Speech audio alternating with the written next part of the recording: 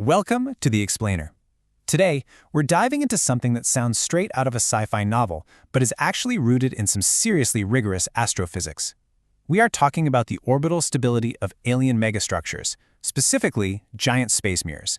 We're going to be unpacking some incredible research by Shauna M. Solomon and Eric J. Corpella to see exactly how human science might track down these hypothetical engineering marvels. Okay, picture this for a second. Say you're part of an incredibly advanced alien civilization. You want to fundamentally alter your planet's climate. Maybe you need to thaw out a sudden ice age, or, maybe you just want to totally illuminate the dark side of your world so nobody ever has to sleep in the dark again. How do you actually pull that off? Well, you build giant space mirrors. It's a fascinating theoretical concept that scientists have kicked around for years. But as we're going to see, parking giant mirrors in orbit isn't as simple as just hanging a shiny disk in the sky. You've got some intense physical hurdles to jump first. And we immediately run into a massive physical contradiction with these things. To actually bounce enough starlight to be useful, they need to be huge. We're talking a surface area of 1 kilometer by 1 kilometer. That's roughly 140 soccer fields put together. But to actually get them into orbit and keep them there, they have to be ridiculously lightweight. The research we're looking at analyzes mirrors with a mass of just 1,000 kilograms. Let that sink in. An average compact car on Earth weighs more than that. So you've got this massive surface area paired with an incredibly low mass. It's basically like building a giant sheet of cosmic tinfoil the size of a small town. And that sheer size-to-mass ratio, it makes them wildly vulnerable. Which brings us right to our first major hurdle, the radiation pressure problem. So, radiation pressure, or RP. This is the literal force exerted by starlight itself. Out in the vacuum of space, light actually carries momentum.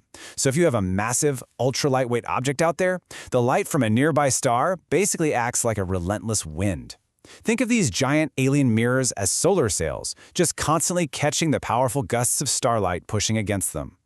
Now you've got to appreciate the absolute irony here. The entire purpose of these megastructures is to capture and reflect starlight down to the planet. That's literally their one job.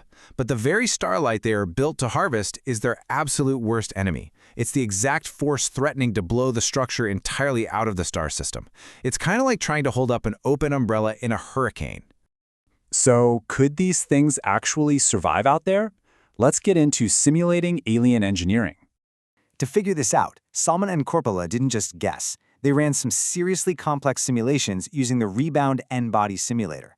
This is a highly sophisticated tool astronomers use to map out the gravitational dance of multiple celestial bodies all interacting at once. But they had to take it a step further. They actually customized the code to inject that radiation pressure we just talked about, programming it so the simulated starlight is directed straight toward the planet's center, exactly how a functional mirror would be angled. And they really put these hypothetical mirrors through the ringer. They generated an incredible volume of data to make this robust.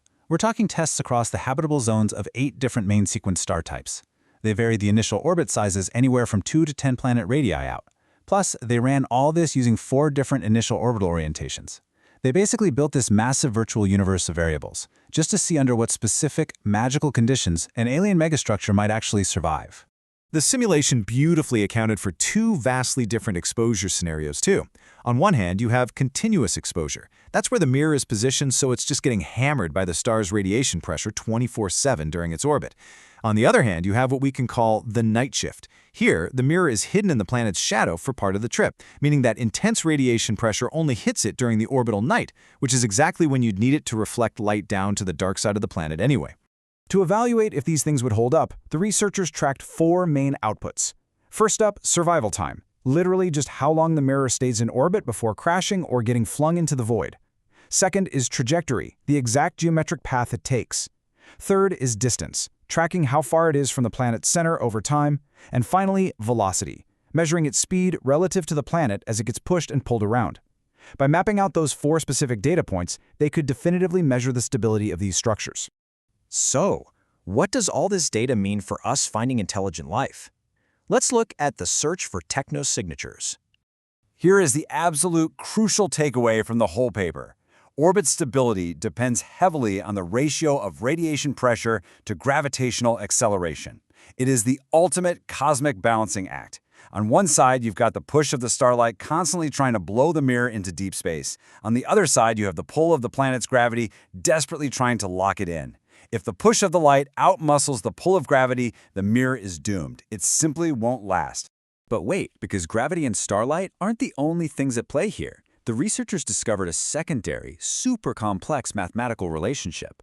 Stability also relies on the ratio of the planet's orbit around its star compared to the mirror's orbit period around the planet. Basically, if the planet's year and the mirror's month don't mathematically sync up just right, those forces amplify and rip the structure out of orbit. An alien civilization would need some absolute master-level engineers and mathematicians to perfectly calculate those orbital resonance ratios before even thinking about launching one of these things. And just to really ground this explainer, because I know it sounds wild, this isn't just a fun late-night thought experiment. This rigorous analysis has been officially submitted to Advancing the Search for Technosignatures at the International Astronomical Union Symposium number 404. This is serious, peer-reviewed science being presented to the global astronomical community. By defining the strict physical limits of where these mirrors can survive, they're telling us exactly where to point our telescopes to actually look for them. Which leaves us with a pretty fascinating thought. The physics tell us it is incredibly difficult to keep these giant, lightweight structures stable. But the math also shows that if you hit the exact right ratios, they absolutely can survive. So, if these massive mirrors really are out there right now, balancing perfectly in the dark, navigating the intense push of starlight and the pull of gravity, will we ever spot one? Our telescopes are getting more powerful every single day, and now we know the exact signatures to look for. So the next time you look up at the night sky, just wonder, what incredible feats of alien engineering might be hiding right there in the starline?